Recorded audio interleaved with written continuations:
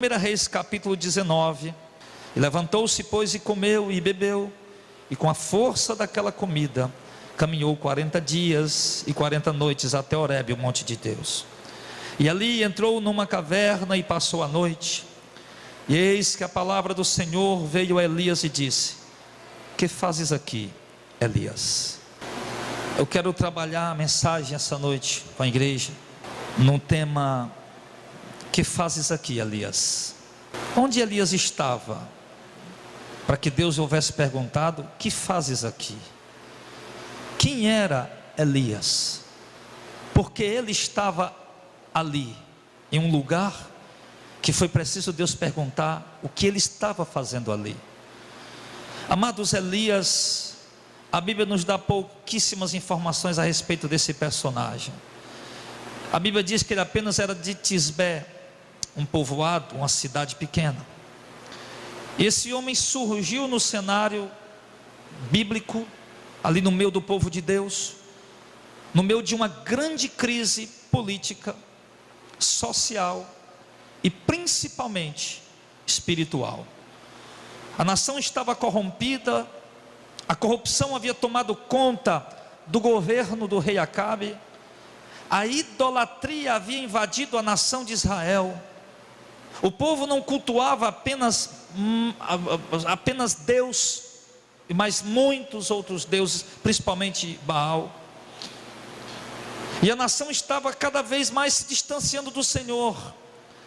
E Deus, ao ver a sua nação distante dele, se afastando dele, com falsas doutrinas, com falsos ensinamentos, com cultos sincréticos, onde se misturava crenças, onde se vinha crenças de outras nações, de outras religiões, misturando com a crença a qual Deus havia ensinado o povo, a qual Deus havia estabelecido.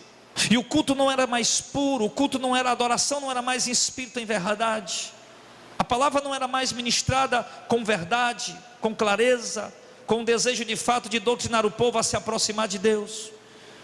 E o povo vai se distanciando, se afastando, até que a nação inteira se afasta da presença de Deus, até que os príncipes, os políticos, sacerdotes, sim, todos, o povo se afasta de Deus.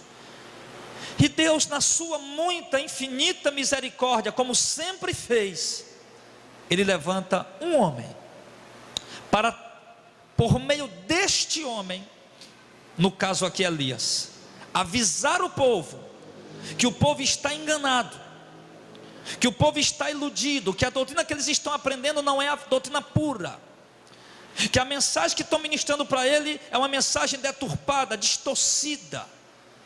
Deus, pela sua infinita misericórdia, ao ver o povo distante dele, indo para as trevas, para a escuridão, levanta este homem chamado Elias, para, entre aspas, tentar trazer o povo de volta para ele.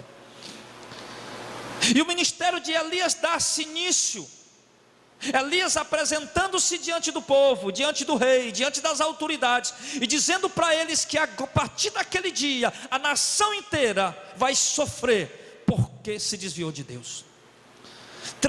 Aí vem uma grande seca, a nação começa a passar fome, começa a passar necessidade, e o homem por quem Deus está falando, Deus manda ele se esconder num lugar chamado Ribeiro de Querite.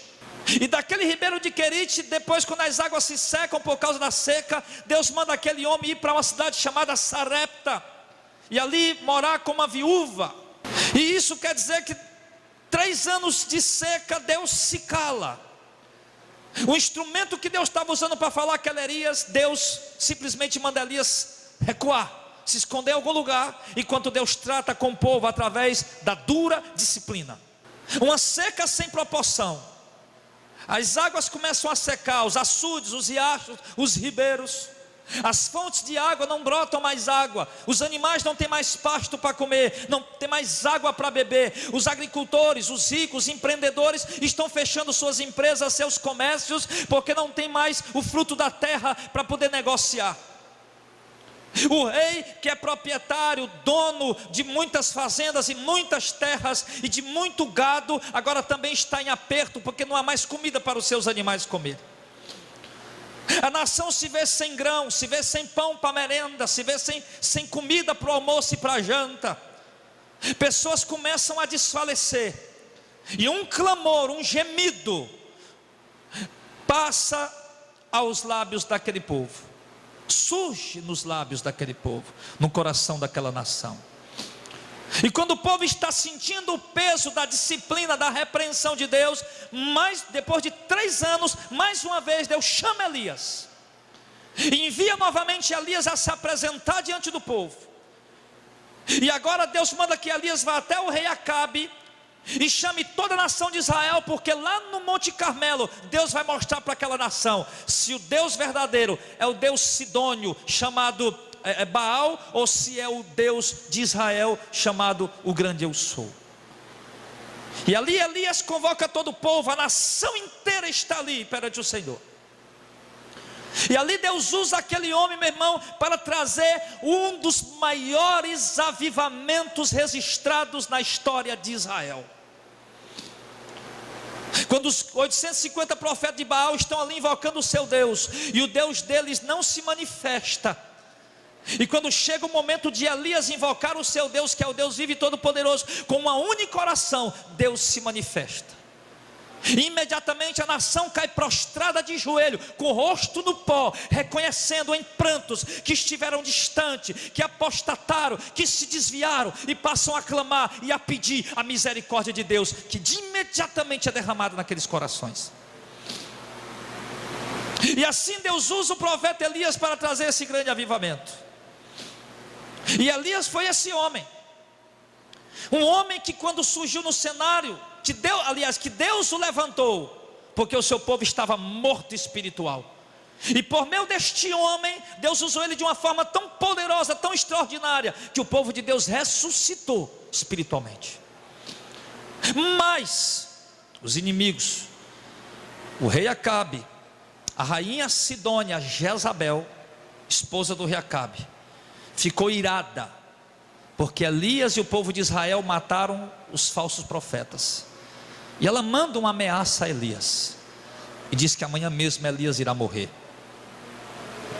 Elias se desloca do lugar onde ele está, e vai até uma cidade, a cidade de Judá, numa determinada região chamada Berseba. Deixa ali o obreiro que andava com ele, e Elias simplesmente deixa o obreiro ali, não diz para onde vai, e caminha naquele deserto, caminho de um dia, e chega a um lugar, e para porque está cansado. E quando Elias para porque está cansado, ele dorme. E quando Elias dorme, ele acorda com um anjo lhe chamando. E quando ele olha para a cabeceira onde ele estava dormindo, havia pão e água. E o anjo diz: come e bebe. E Elias come e bebe e volta a dormir novamente. E daqui a pouco o anjo desperta Elias novamente, mais pão e água. Ele diz: come e bebe. Elias come e bebe. E o anjo diz: come e bebe, porque tua caminhada vai ser muito comprida. E agora Elias, o texto diz que ele caminha 40 dias e 40 noites até o Monte Horebe. E quando Elias chega até o Monte Horebe, o Senhor Deus pergunta: Elias, o que você está fazendo aqui? Agora preste atenção num detalhe. Desde o começo do ministério de Elias, Elias só se deslocava do lugar que ele estava para ir para algum lugar quando Deus lhe mandava. Elias, sai de onde você está e vá lá para Querite, lá tem um ribeiro. Elias: sim, senhor. Foi. E lá fazer o que, senhor? Fica morando lá. Comer o que, senhor? Vou providenciar. Sim, senhor. Foi. Quando o tempo se passa, o ribeiro seca, Deus diz: Elias, agora sai daqui e vai para Sarepta. Sim, senhor. Para onde, senhor? Para a casa de uma viúva. Sim, senhor. Mas comer o que? Eu proverei. Sim, senhor. E Elias vai. E Elias fica ali escondido durante 3 anos, até que Deus fala de novo: Elias, agora vai se apresentar ao rei Acabe. Sim, senhor. Fazer o que, senhor? Diga para ele que reúne o povo. Sim, senhor. Para que, senhor? Porque eu vou mostrar que eu sou Deus. Sim, senhor. E Elias vai. Observe um detalhe, irmão. que durante o ministério de Elias, todas as vezes que ele foi para uma cidade, para um bairro da cidade, abrir a boca para falar, se deslocar para fazer alguma obra, era porque Deus estava mandando. É porque Deus queria Elias ali. Quando Elias foi para o Ribeiro de Querite, Deus queria ele lá. Quando Elias foi para Sarepta ficar lá, Deus queria ele ali. Quando Elias reuniu o povo para ali no Monte Carmelo, é porque era lá que Deus queria ele. Entenda bem, meu irmão, esse homem, esse profeta chamado Elias, ele sempre estava no lugar que Deus queria. E a lição que eu trago para nós aqui esta noite é que nós, irmãos, também, mesmo se eu e você não somos profetas, mas nós somos também servos do Senhor, como Elias. E os servos do Senhor costumam agir conforme a palavra do Senhor, costumam seguir a direção do Senhor, costumam ir para os lugares que o Senhor manda. Sempre que nós queremos fazer algo, a gente pergunta: Senhor, eu posso? Senhor, eu devo? Quando a gente está para comprar alguma coisa, para fechar negócio, Senhor, eu compro, Senhor, eu fecho o negócio. Quando a gente está para fazer uma viagem, a gente diz: Senhor, eu faço essa viagem ou não faço essa viagem.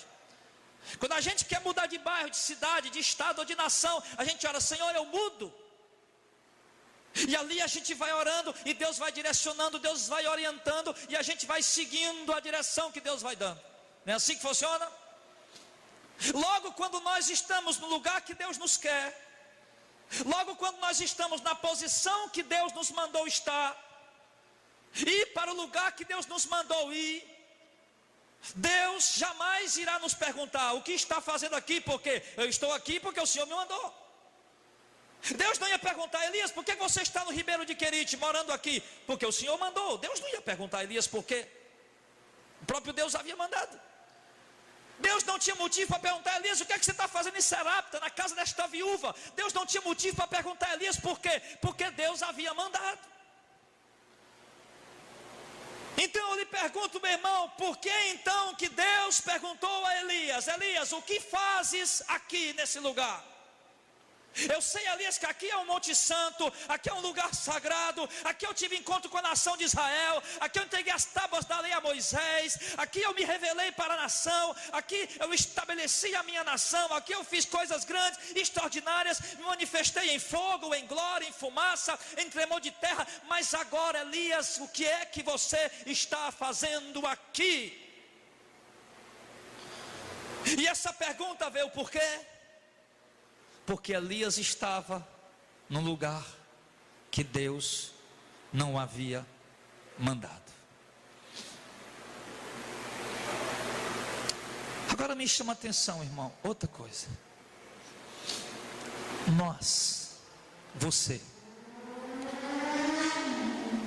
é servo de Deus, você é servo de Cristo. Será que você está espiritualmente na posição que Deus lhe quer? Eu tenho certeza que quando você está orando, Deus nunca vai perguntar: João, Maria, José, o que está fazendo aqui? Não, porque é certo que Deus nos quer orando. Eu tenho certeza que quando você escolhe um momento do dia para abrir a sua Bíblia, ler ou ler devocionalmente ou estudá-la teologicamente, Deus não vai perguntar o que está fazendo aqui, porque Deus de fato quer você lendo a Bíblia devocionalmente e estudando ela teologicamente. Deus não tem motivo para perguntar. Quando você está ajudando um pobre, um necessitado, socorrendo alguém, Deus não tem motivo para perguntar o que você está fazendo ali, porque Deus quer de fato nós socorramos uns aos outros, ajudemos uns aos outros. Quando nós estamos tratando bem os nossos irmãos, nossos amigos, os nossos familiares, Deus não tem motivo para perguntar o porquê que você está fazendo isso, ou porquê você está tratando dessa maneira, ou porquê você está fazendo aqui, porque Deus quer que nós procedamos dessa forma. Quando nós pegamos do que nós temos para ajudar alguém que está precisando, ajudar um pobre, alguém da nossa família, ou alguém que a gente conhece, está precisando de ajuda financeira, Deus não vai perguntar por que estamos fazendo isso, porque Deus quer que façamos isso. Porém, esta noite, amados, há muitas coisas que muitos de nós estamos fazendo, que Deus nos pergunta: por que fazes isso, Elias? Tem coisas que você está fazendo, que Deus lhe pergunta essa noite através da palavra: por que estás fazendo isso, Elias? Tem atitudes que você está tendo, que Deus pergunta essa noite: por que estás agindo assim, Elias? Elias é você. Tem lugares que você está frequentando, que Deus lhe pergunta esta noite: por que, o que estás fazendo ali, Elias? E por que Deus pergunta? Você que está gastando tempo demais, está assistindo demais televisão, Deus está perguntando a você essa noite: o que fazes aí, Elias, diante dessa televisão, o dia inteiro? Você que passa o dia inteiro no WhatsApp, não ora mais, não lê mais Bíblia, não busca mais a Deus, não se santifica mais, Deus está perguntando: por que, o que fazes aí, Elias? Você que está frio, que não ora mais, que é aquele momento que você tinha de oração, agora você não está mais orando, você está fazendo outras coisas. Deus pergunta através da palavra essa noite: o que fazes aí, Elias? O momento que você tirava, aquela hora que você estabeleceu no seu coração para ter comunhão com Deus, seja lá no seu trabalho, seja lá onde fosse, você tinha aquele momento, aquela hora, aquele lugar marcado, estabelecido ali, o propósito do seu coração era firme, mas agora não tem mais. Ao invés de estar lá buscando a Deus, orando, buscando, se alimentando da palavra, você está fazendo outras coisas. Aí Deus pergunta essa noite através da palavra: o que fazes ali, Elias? Nos dias de culto, quarta, sexta-feira, domingo de manhã, domingo à noite, que você não vem porque não quer, porque simplesmente não deseja vir, não quer vir e vai escolher fazer qualquer outra coisa, Deus pergunta através da palavra essa noite: o que fazes ali, Elias? Quando você estiver em casa, meu irmão, sentado em algum lugar e deixou de vir para o culto simplesmente porque quis deixar de vir para ficar fazendo alguma coisa, porque eu quero que ecoe no teu coração, lá onde você estiver, a palavra de Deus dizendo: o que fazes aqui, Elias? Sim, meus amados. Agora preste atenção numa coisa: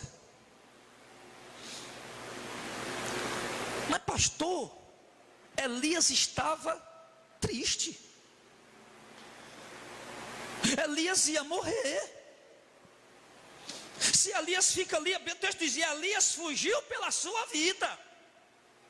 Se Elias fica ali, a rainha Jezabel ia arrancar a cabeça dele fora. Porém, meu amado, entenda uma coisa: a atitude correta de Elias teria sido o quê? Senhor, agora ela quer me matar, para onde eu vou? O que eu faço? Mas não, nesse momento de medo, nesse momento de desânimo, alguns teólogos chegou a dizer que Elias estava deprimido, depressivo. Nesse momento de depressão, de medo, ainda assim Deus queria que Elias tivesse buscado a orientação de Deus e saber o que fazer, como fazer, para onde ir e como ir. Mas não, agora Elias simplesmente resolve agir pela sua própria vontade. Meu amado, entenda uma coisa: nós temos que aprender a render a nossa vontade a Deus. Nós temos que aprender o que está escrito na carta de Paulo aos Coríntios, que nós não nos pertencemos mais a nós mesmos, nós pertencemos ao Senhor. Portanto, quer comamos, quer bebamos, quer façamos qualquer outra coisa, seja tudo para a glória dele, seja tudo pela direção dele, seja tudo pela orientação dele. Então Elias se foi, meu irmão, lá para o Monte Horebe. Para lá ele precisou caminhar quantos dias, meu irmão? 40 dias e 40 noites. E outra, quem deu força a Elias para caminhar 40 dias e 40 noites? Foi Deus. Elias estava fraco. E Deus disse: come e bebe, Elias, essa água e esse pão. Mas Deus não disse para onde Elias ir. Deus disse: o caminho vai ser longo. Por quê? Porque Deus sabia que no coração de Elias havia um propósito de ir para um lugar que Deus não queria ir. E Deus sabia que esse lugar era longe. E Elias usou a força que Deus deu a ele através daquele pão. Elias usou a força que Deus deu a ele através daquela água, para caminhar vigorosamente durante semanas para um lugar que Deus não queria Elias. O que eu quero dizer com isso, irmão? A força e o vigor que você tem foi Deus que te deu. A saúde que você tem foi Deus que te deu. Os pés saudáveis, as pernas saudáveis, os braços, os olhos, um corpo saudável, foi Deus que te deu. Saúde mental, psicológica, emocional, foi Deus que te deu. O pão que você come para se alimentar, foi Deus que te deu. 3 ou 5 reais e coloca lá no seu filtro para beber. Ou mesmo aqueles que usam a água da torneira e filtram ela para beber, é Deus que tem te dado. O emprego que você tem, foi Deus que abriu a porta. O carro que você anda, foi Deus que proveu. A bicicleta, a moto, a passagem do ônibus, é Deus que te dá. Agora, meu irmão, entenda uma coisa: muitos de nós estamos usando o vigor que Deus tem nos dado através da palavra, através da presença do Espírito, da água, e temos nos distanciado de Deus.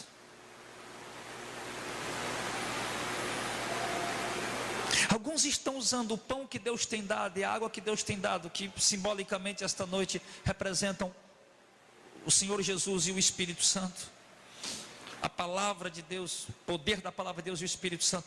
Tem usado isso para se distanciar de Deus. Quantas pessoas têm recebido o pão da vida, que é Jesus, têm recebido o Espírito Santo de Deus, irmãos, e têm usado esses instrumentos, essas ferramentas para quê? Ao invés de se aproximar de Deus, eles se distanciam de Deus. Quando se utilizam dessas coisas para fazer coisas que Deus não quer que seja feito. Por exemplo, Deus tem dado o pão da vida, que é Jesus, que é o Evangelho, e tem dado o Espírito Santo, que é as águas que jorram para a vida eterna. E através disso Ele tem nos dado dons. E muitos têm pegado isso que Deus tem dado, para ao invés de se aproximar de Deus, tem se distanciado de Deus, transformando isso em mercadoria, transformando isso em objetos de venda, de negócio, de enriquecimento,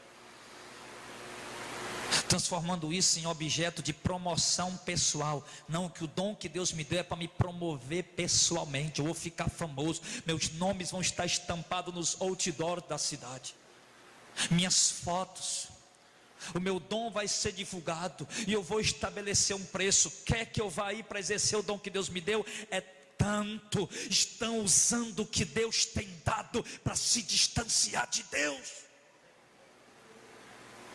Muitos estão fazendo isso.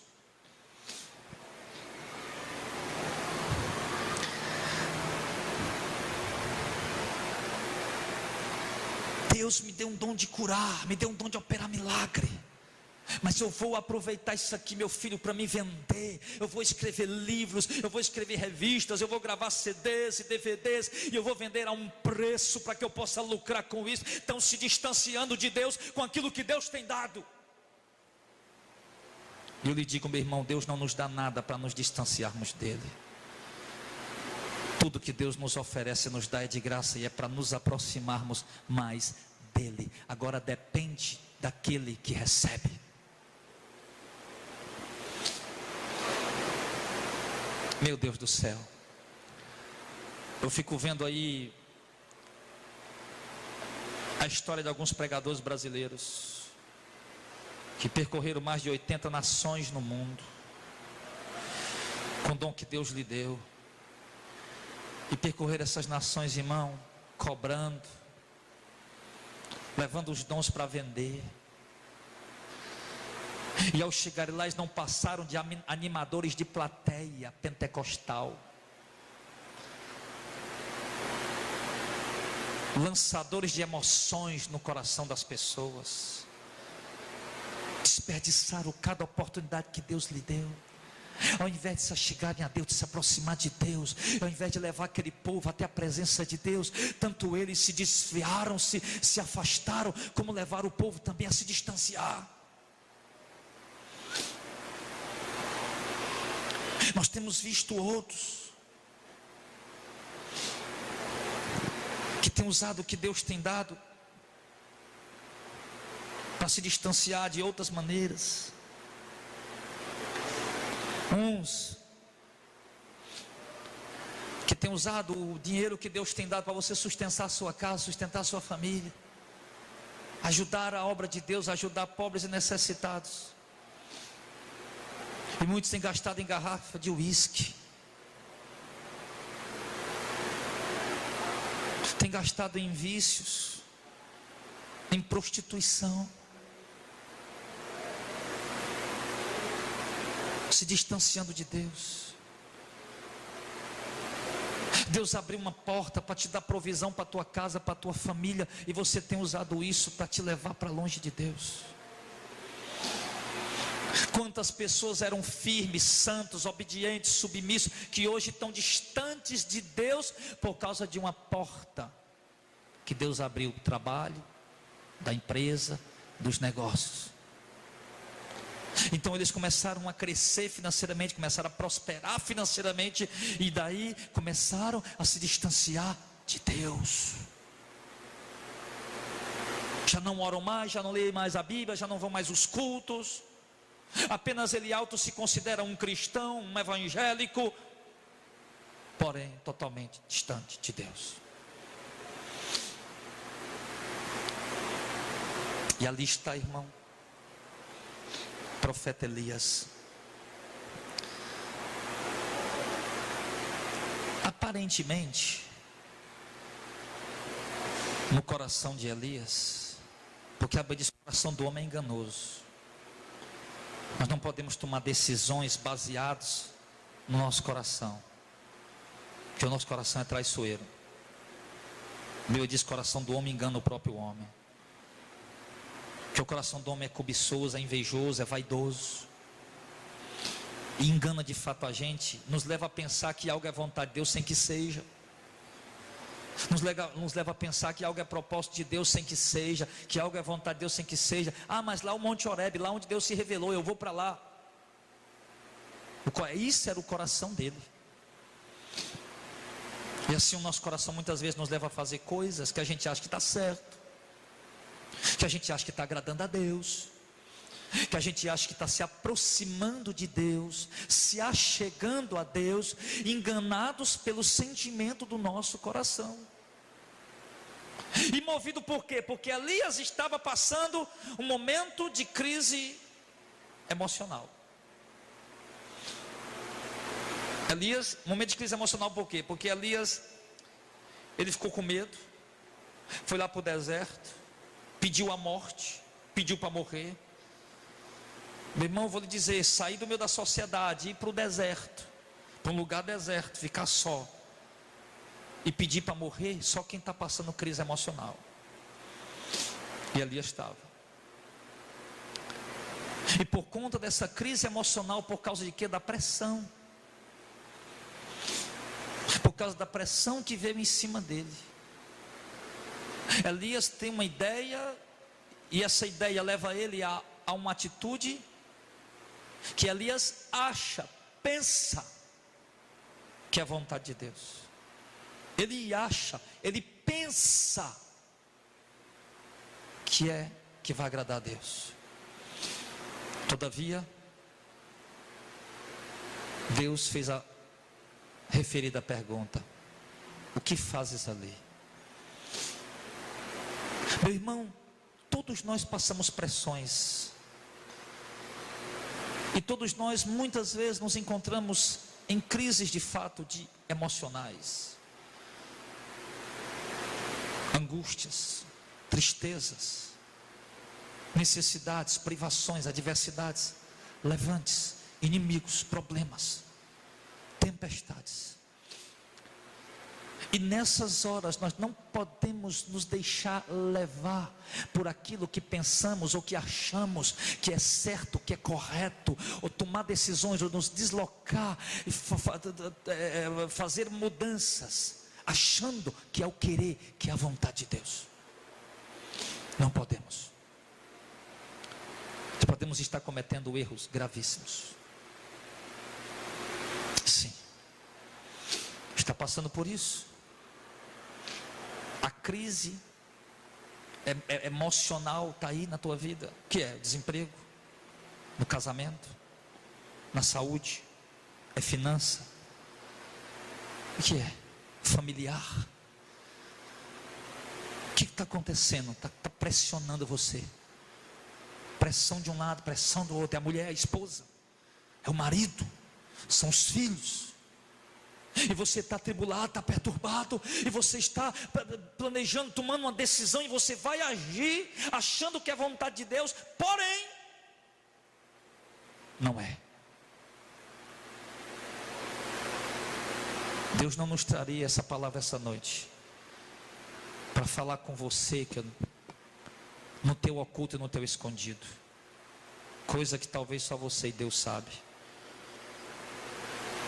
E Ele está falando: não vá a lugar nenhum, não tome nenhuma ação, nenhuma decisão agora, apenas busque a vontade de Deus.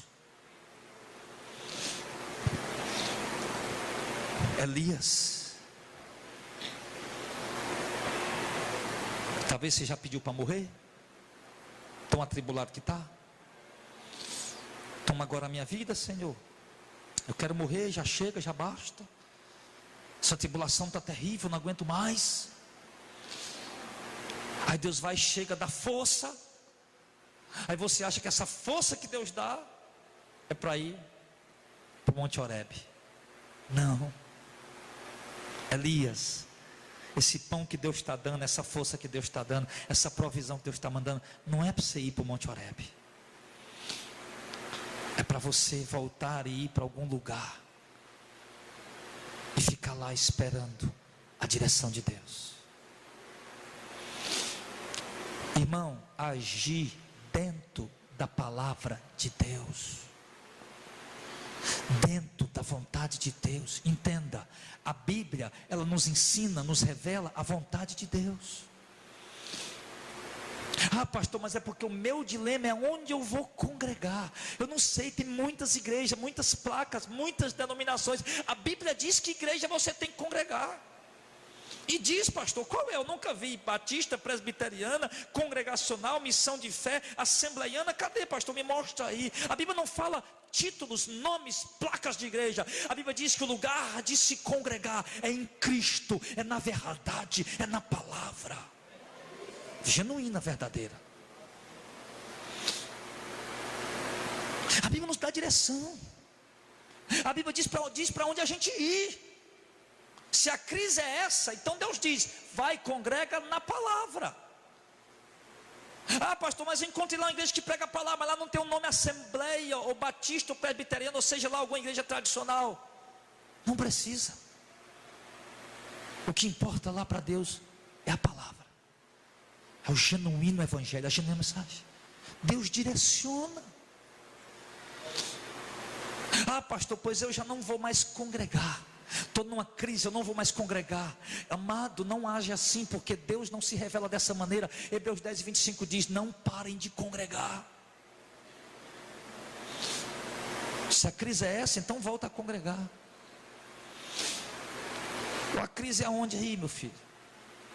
É com o pai? Está irritado com o teu pai, com a tua mãe? Está triste com eles, não quer mais obedecer a eles, não quer mais se submeter a eles? Está tomando ação, atitude, vai embora e tal, não quer mais conversa, não quer mais palavra. A Bíblia diz: honra teu pai e tua mãe, submeta-se a ele, honre a ele. E a Bíblia não fala de idade, até quando você casar. Honra teu pai e tua mãe até quando você casar. Honra teu pai e tua mãe até tu inteirar 18 anos, tiver carteira de habilitação, carteira de identidade, CPF. Não, meu irmão, às vezes honra teu pai e tua mãe até quando você tiver velho. Ah não, pastor, mas eu estou entendendo agora, Deus está me dando direção dentro da palavra. Mas o meu problema, pastor, é no meu casamento. Vou deixar meu marido, vou deixar a minha esposa, pastor. A Bíblia diz: mulheres, não deixem seus maridos. E semelhantemente eu entendo, o texto está dizendo ali, é para os dois: homens, maridos, não deixem suas esposas.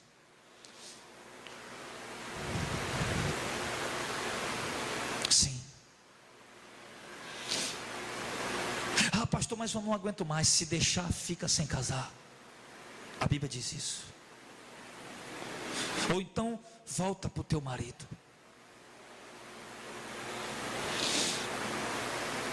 Pastor, mas a minha crise, pastor, é financeira. Eu não consigo juntar riqueza, eu não consigo juntar tesouro.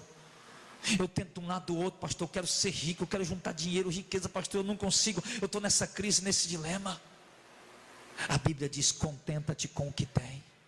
Tem o que comer, com o que se vestir, com o que se cobrir. Dá glória a Deus e se contenta com o que você tem. Porque os que querem ser ricos se desviam da verdade. Pastor, eu estou seco, vazio. Estou passando uma crise espiritual terrível. Eu estou seco, vazio. O que a Bíblia diz sobre isso? Ore. Se retire. Vá a um lugar, fique a sós com Deus e ore. Pastor, mas eu tenho feito isso, mas parece que Deus não está me ouvindo. Falou bem, parece, mas Ele está. Deus não é surdo, Deus não é cego. Deus é Deus que sonda o coração dos 7 bilhões de habitantes. Nesse exato momento, Deus está sabendo o que passa na mente dos 7 bilhões de habitantes no mundo inteiro. Deus sabe qual o desejo, a intenção do coração de cada um. Deus contempla o que cada um está fazendo. Deus, é um Deus que ouve e que responde e que atende oração. Jesus disse: continue em oração, seja contínuos. O dever de orar sempre e nunca desfalecer. Lucas capítulo 18. Ora, busca, clama, insiste e persevera. Bate e receberá, pede e receberá, bate que se abrirá, busca que você encontrará. Em outras palavras ele diz: ora. Qualquer que seja, meu irmão, a pressão que está causando a crise na sua vida, a palavra de Deus, ela tem uma resposta. Não haja pela intenção do seu coração, haja pela direção da palavra de Deus. Mas mesmo assim Elias foi.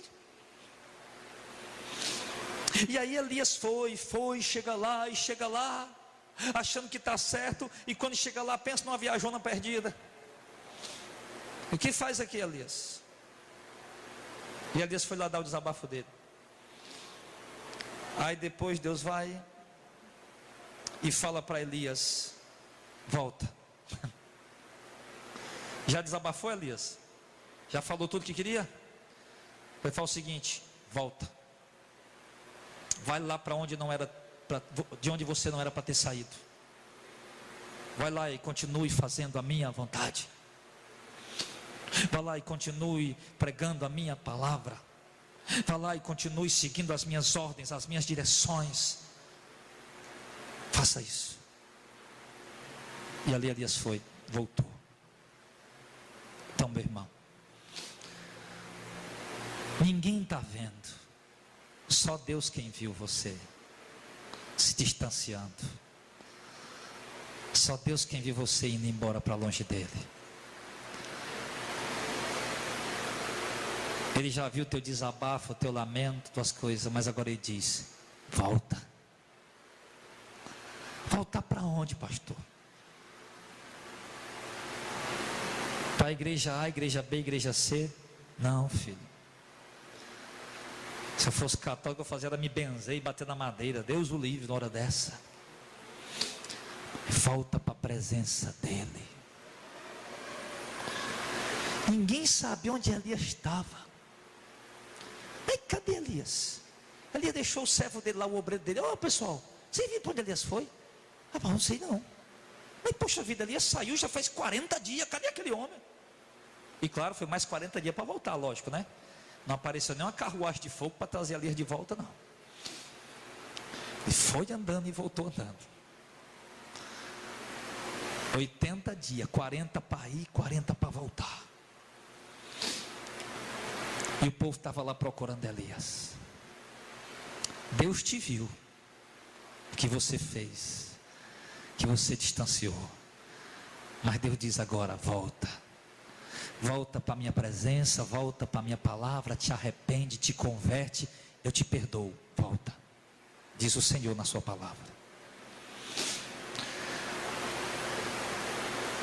Mas de repente tem outro. Isso é para aqueles que estão aqui, mas estavam distantes, mesmo estando presente aos olhos da igreja.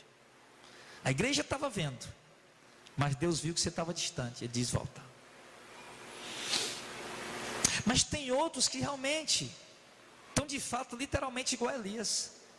Os irmãos lá perguntando, onde foi que Elias deixou o moço dele, meu Deus do céu? Lá em Beceba. E lá em Beceba o pessoal perguntava: cadê o Elias? O Elias, cadê ele? Rapaz, não sei, não vi mais ele. Elias era um crente tão fervoroso, não era? Lá o pessoal falando de Elias. Ô pessoal, cadê Elias? O crente, aquele crente fervoroso, aquele homem que pregava com ousadia, com autoridade, aquele homem revestido do poder do Espírito Santo, aquele que destemido, que enfrentava falsos profetas, heresia, que ia fazer a vontade de Deus. Cadê ele? E o povo não sabia. Os que se afastaram sumiram. Nós estamos aqui perguntando: cadê aquele homem de Deus que sentava ali? Cadê aquela mulher de Deus que sentava ali, revestido do poder, da autoridade, da unção? E a igreja diz: não sei, cadê? Mas Deus diz: volta. E Elias voltou e foi para dentro da vontade de Deus. Esperar o tempo de Deus, a hora de Deus, o momento de Deus. É assim que a gente tem que fazer hoje, irmão. É isso que Deus quer de nós. Você já fez muita atrapalhada, já botou muitos pés pelas mãos, já quebrou muita cara. Agora volta e fica quieto, deixa Deus trabalhar. Espera a hora, o tempo, o momento. Volte.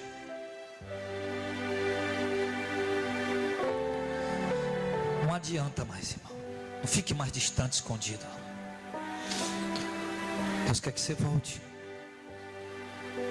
Você pensou que ninguém estava vendo? Deus viu, te achou. Você se escondeu num lugar que ninguém te encontrou. Deus está lá olhando, contemplando. Você se escondeu, se enclausurou e estava onde? Elias, dentro de uma caverna. E Elias estava lá dentro da caverna. Sai dentro dessa caverna. Não vou ficar aqui, ninguém está te vendo. Ninguém está te vendo, Deus está te vendo. E não é aí que Deus te quer, nessa caverna. Deus não te chamou para ficar aí. Deus te chamou para estar dentro da vontade dele. A vontade de Deus não é você dentro de uma caverna sozinho, escondido, acuado. Sai daí. Escute Deus falar, irmão, contigo.